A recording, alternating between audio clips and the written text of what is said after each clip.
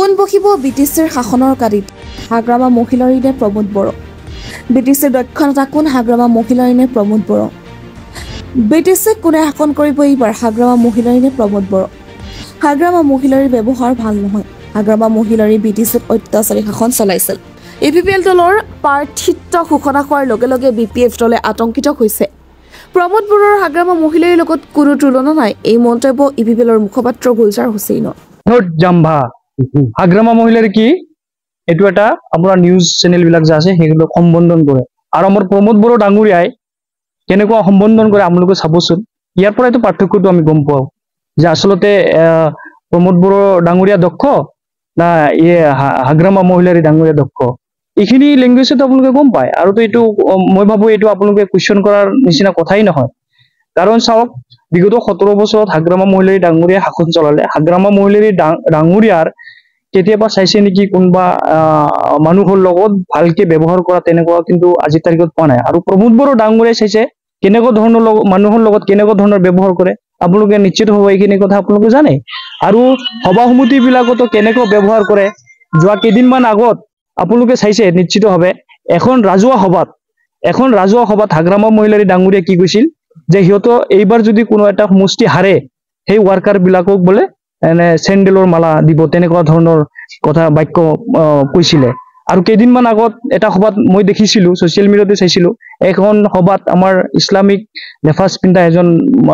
মুৰব্বী মানুহ এজন আছিল সেই মানুহজনক হাগ্ৰামা মহিলাৰী ডাঙৰীয়াই কেনেকুৱা ধৰণৰ বাক্য কৈছিল আপোনালোকে এই সভাবিলাকত চাইছে আৰু প্ৰমোদ বড়ো ডাঙৰীয়া কেতিয়াবা তেনেকুৱা ভাষা আপোনালোকে চাইছে নেকি ইমান প্ৰমোদ বড়ো ডাঙৰীয়াৰ লগত হাগ্ৰামা মহিলাৰ ডাঙৰীয়া তুলনাই নহয় আৰু হাগ্ৰামা মহিলাৰীয়ে 17 বছৰ শাসন কালত কেনেকুৱা ধৰণৰ বিটিচিত এটা অত্যাচাৰ শাসন চলিছিল কেনেকুৱা ধৰণৰ শাসন চলাইছিল এটো সৰ্বসাধাৰণ বিটিআৰ অঞ্চলবাসী গম পায় কিন্তু আজিৰ তাৰিখত প্ৰমোদ বড়ো ডাঙৰীয়াই কেনেদৰে শাসন চলাইছে হেতু আপোনালোকে গম পায় 5 বছৰত বহুতখিনি আজি সকলো জাতি জনগোষ্ঠীৰ মাজত ভাতৃত্ব ভাৱ আনিছে সকলো জাতি জনগোষ্ঠীৰ মাজত ঐক্যবদ্ধভাৱে যাতে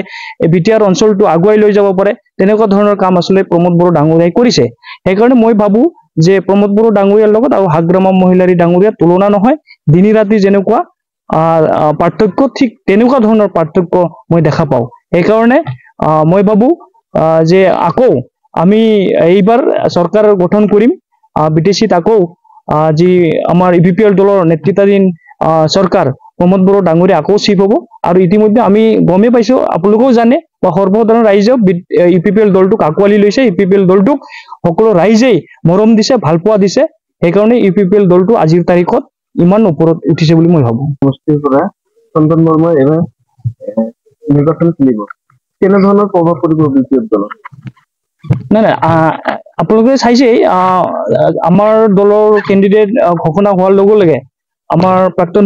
মন্ত্ৰী চন্দন বৰ্মা ডাঙৰীয়া যেহেতু আমাৰ কাজলগাঁও পৰিষদীয় সমষ্টিৰ পৰা অৱতীৰ্ণ কৰিব আমাৰ ইপিপিএল দলৰ পৰা হেতু হোৱাৰ লগে লগে কিন্তু বিপিএফ দলটো ইতিমধ্যে